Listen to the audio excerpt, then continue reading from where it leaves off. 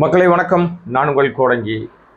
நாளை காலையில் 9 மணிக்கு மகாபலிபுரத்தில் ஒரு ரிசார்ட்டில் அதிமுகலேருந்து வெளியேறின ராஜினாமா செய்த நம்ம விஜயபாஸ்கர் 1, விஜயபாஸ்கர் 2, எம்ஆர் விஜயபாஸ்கர், குட்கா புகழ் விஜயபாஸ்கர், கனிமவள கொள்ளை விஜயபாஸ்கர், இவங்க எல்லாம் சேர்ந்து ஒரு முன்னாள் எம்எல்ஏக்கள், முன்னாள் அமைச்சர்கள் எல்லாம் சேர்ந்து ஒரு பெரிய கூட்டமாக தாவேகாவில் இணைவதற்கு அழைப்பு விடுத்திருக்கிறார்கள். இதில் என்னென்னா, தாவேகாவுடைய விஷயமே என்னென்னா, பத்திரிகையாளர்களை சேர்க்க மாட்டாங்க, பத்திரிகையாளர்களை உள்ளே சேர்க்க மாட்டாங்க. இது தெரியாமல் இந்த விஜயபாஸ்கர், குட்கா புகழ் விஜயபாஸ்கர் என்ன பண்ணுறாருன்னா, ஊடகத்துக்கு அழைப்பு கொடுக்குறாரு. நீங்கள்லாம் வாங்க, நாளைக்கு 9 மணிக்கு நான் வந்து கட்சியில் சேர போகிறேன் தாவேகாவில், நீங்கள்லாம் வந்து செய்தி சேகரிங்கன்னு அறிவிக்கிறாரு.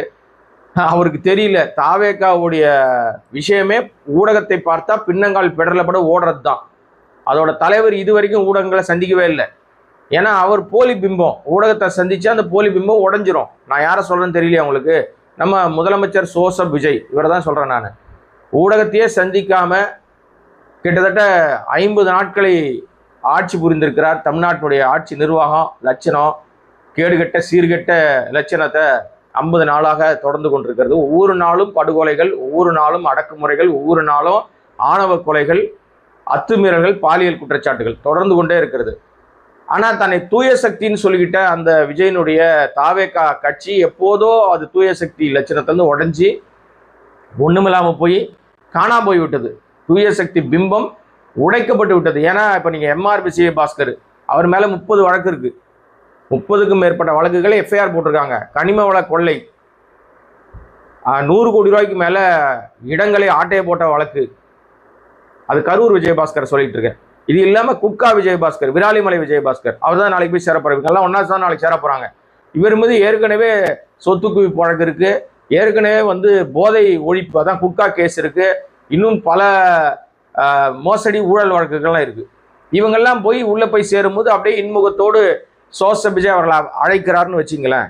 அவரை கூப்பிட்டு சேர்த்துக்கும் போது உங்கள் தூய சக்தி பிம்பம் எப்படி? அதுனா நீங்கள் என்ன வாஷிங் மிஷினா? தாவேகால வந்தவொடனே அப்படியே சுத்தம் பண்ணி அப்படியே வெளியில் வரும்போது வெள்ளையாக பரிசுத்தமாக வெளியில் வர்றதுக்கு இதுதான் தெரியுதா? ஜோசப் விஜய் ஒரு ஏமாத்து பேர்வழி, மோசடி பேர்வழி என்பது இதன் மூலமாக வெட்ட வெளிச்சமாக மக்களுக்கு தெரியுது. அதனால தான் பாஜக இவர்களை கண்டும் காணாமல் இருக்கு. ஏன்னா பாஜக ஒரு பெரிய வாஷிங் மிஷின், இவர் மினி வாஷிங் மிஷின்.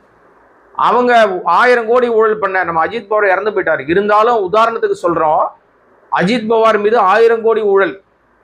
அவர் பாஜகவில் சேர்ந்தவொடனே பரிசுத்தமாயிட்டாரு. அவருக்கு துணை முதல்வர் பதவியெல்லாம் கொடுத்தாங்க. அவர் பாஜகலேருந்து நான் வெளியில் வர போகிறேன், பாஜக கூட்டணி எனக்கு வேணாம், நான் வெளியே வர போகிறேன், மீண்டும் போய் நான் இணைய போகிறேன், எங்கள் அண்ணன் தம்பியோட ஒன்று மண்ணா பழக போகிறேன்னு சொல்லி அவர் அதற்கான முன்னெடுப்புகள் இருக்கும்போது துரதிருஷ்டவசமாக விமான விபத்தில் செத்து போயிட்டார். இன்னைக்கு வரைக்கும் அது என்ன நடந்ததுன்னு தெரியாது யாருக்கு. அது ஒரு மர்மமான மரணம் அது.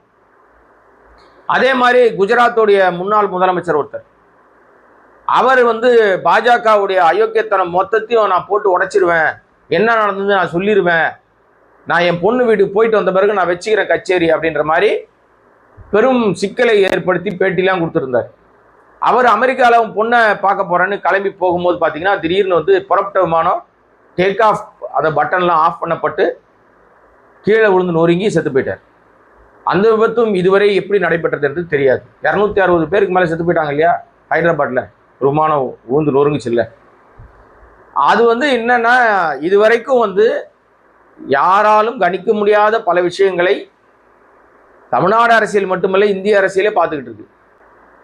தமிழ்நாட்டில் இதுவரை இல்லாத குதிரை பேர ஆட்சி, கழுதை பேர ஆட்சி, சோஃபா மாடல் ஆட்சி, இன்னும் என்னென்ன மாடல் ஆட்சிகள்லாம் இங்கே இப்போ தான் நம்ம பார்க்குறோம். இதுவரை தமிழ்நாடு காணாத அரசியல், இது அசிங்கமான அரசியல், ஒரு டர்ட்டி பாலிடிக்ஸு. ஆனால் யோகியன்னு தன்னை அடையாளப்படுத்தி ஸ்டிக்கர் ஒட்டிக்கிற ஆட்சி இது. பண்ணுறது பூரா அயோக்கியத்தனம். உண்மையிலே சூடு சொரணை இருந்து சரியாக நல்ல மனிதராக இருந்திருந்தா விஜய் இந்த மாதிரி அல்லு சில்லுகள்லாம் சேர்க்கக்கூடாது. அவர் சொன்ன வார்த்தை தான் அது, அல்லு சில்லு.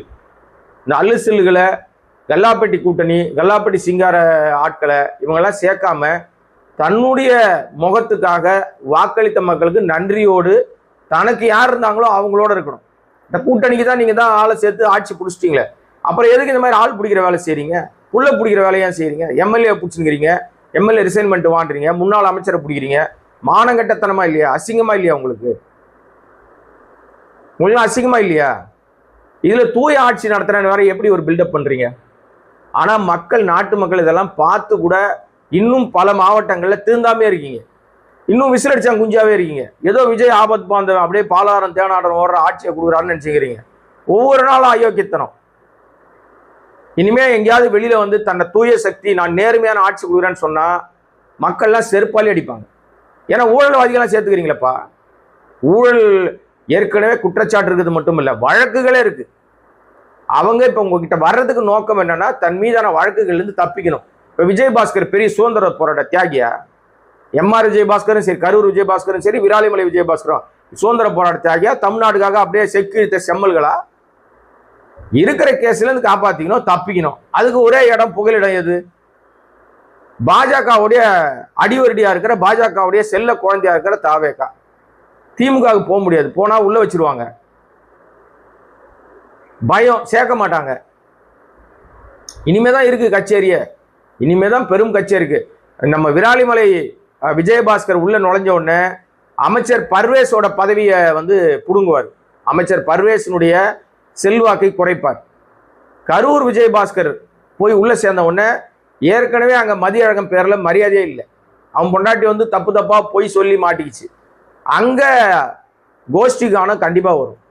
ஏற்கனவே பல மாவட்டங்கள்ல இந்த மாதிரி இந்த அல்லுசில்களா இருக்கிற மற்றும் பலரா இருக்கிற அதிமுக வந்து பிரிஞ்சு வந்து இங்க சேரக்கூடிய இந்த முன்னாள் மாவட்ட செயலாளர்கள், முன்னாள் எம்எல்ஏக்கள், இந்நாள் எம்எல்ஏக்கள் ரிசைன்மெண்ட் வரவங்க எல்லாருக்கும் அங்க லோக்கல்ல இருக்கிற தாவேக்காவினருக்கும் அவங்களுக்கும் 7ஆம் பொருத்தமாகி போச்சு.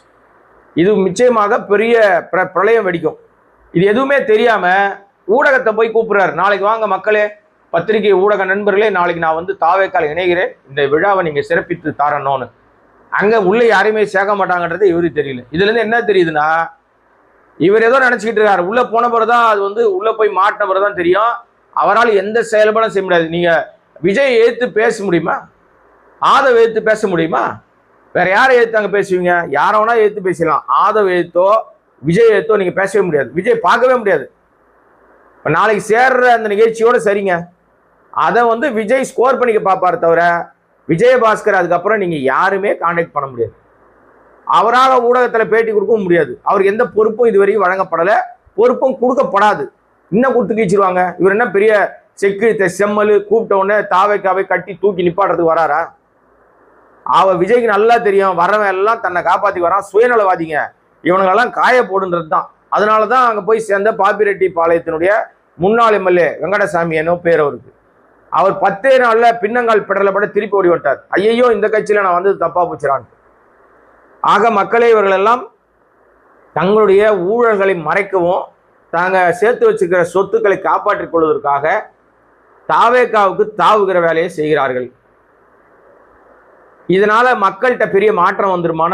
ஏற்கனவே ஏமாற்றம், தடுமாற்றம், துர்நாற்றமான ஆட்சியை அவங்க சந்தித்து கொண்டிருக்கிறார்கள். இது மாதிரி அவங்க ஆள் பிடிக்கிற வேலையை செய்யறதுனால தாவேக்காக்கு தான் அசிங்கம், கெட்ட பேரு. நிச்சயமாக தாவேக்கா இதே நிலை நீடித்தால் இந்த போகிறவர்களாலே பெரும் ஆபத்தை சந்தித்து, பெரும் பிரச்சனையை சந்தித்து கட்சியே கலகலக்கிற சூழ்நிலை உருவாகும். இதான் நடக்க போது. நாளைக்கு என்ன கூத்தெல்லாம் பண்ண போறாங்க, இணைப்பு விழாவில் என்ன பேசி கீழ்ச்சிடுறாருன்னு பார்த்துருவோம். நம்ம முதலமைச்சராக ஜோசப் விஜய் இணைப்பு விழாவுக்கு ஒரு கதை சொல்லுவார்ல, குட்டி கதை. யோகிய சிகாமணி, யோகியம் வரான் சொம்பு எடுத்து உள்ளவையின் மாதிரி எங்க ஊழல் பெருச்சாலையெல்லாம் உள்ள சேர்த்துப்பாரு. சேர்த்துக்கும் போது ஒரு தூய பிம்பத்தை ஏற்படுத்துற மாதிரி ஒரு கதை சொல்லுவார். மக்களை, நாட்டு மக்களை நல்லது பண்றேன்ட்டு காரி துப்பினுது ஆட்சி நிர்வாகம். இந்த இணைப்பு விழா தேவையா? இணைப்பு விழா தேவையா? அதுவும் நட்சத்திர ஓட்டல்ல. எவன் செலவு பண்றான்னு தெரியல, இதற்கு எவன் கணக்காட்ட போறான்னு தெரியல. நிச்சயமாக தாவேக்காவுடைய லட்சணம் ஒவ்வொரு நாளும் செங்கலாக செதில் செதிலாக சிதைந்து கொண்டே இருக்கிறது. ஒரு கட்டத்தில் அது மண்ணோடு மண்ணாக கரைகிற நாள் வரும். ஏன்னா இந்த ஆட்சி நிர்வாகம் அவ்வளவு கேவலமா இருக்கு, அவ்வளவு அட்ராசிட்டியா இருக்கு. இதுக்கு அதிமுகவே பரவாயில்ல, திமுகவே பரவாயில்லன்னு சொல்ற மாதிரியான நிலைமையை இவர்கள் செயல்பாடுகளை உணர்த்துது. நம்ம யாரையும் சொல்ல வேண்டிய அவசியமே இல்லை. இவங்க செயல்பாடே இவங்களை அடையாளப்படுத்துது, கண்ணாடி மாதிரி. மக்களை, நாளைக்கு என்ன கூத்து நடக்குது அப்படின்றத பார்ப்போம். இப்ப போற எல்லாரும் சுயநலவாதிகள், அதை மட்டும் மறந்துடாதீங்க. இந்த மூஞ்சுங்கள்லாம் நல்லா ஞாபகம் வச்சுங்க. இந்த போய் இணைப்பு விழால போய் சேர்ற மூஞ்சுங்கள்லாம் நல்லா ஞாபகம் வச்சுங்க. எந்த ரூபத்தில் உங்ககிட்ட வந்து ஓட்டு கேட்க வந்தாலும் செருப்பால் அடிச்சு வரட்டுங்க. அதாவது செருப்புனா நீங்க காலில் போட்டுங்கிற செருப்பு இல்லைங்க, உங்கள் வாக்குச்சீட்டு என்கிற அந்த செருப்பத்தை அடிங்க. அதுதான் மிக முக்கியம். உடனே வன்முறையை தூண்டிட்டார் கோடங்கி அப்படின்னு கிளம்பி வராதிங்க. நான் சொல்ல வந்தது வாக்குச்சீட்டு.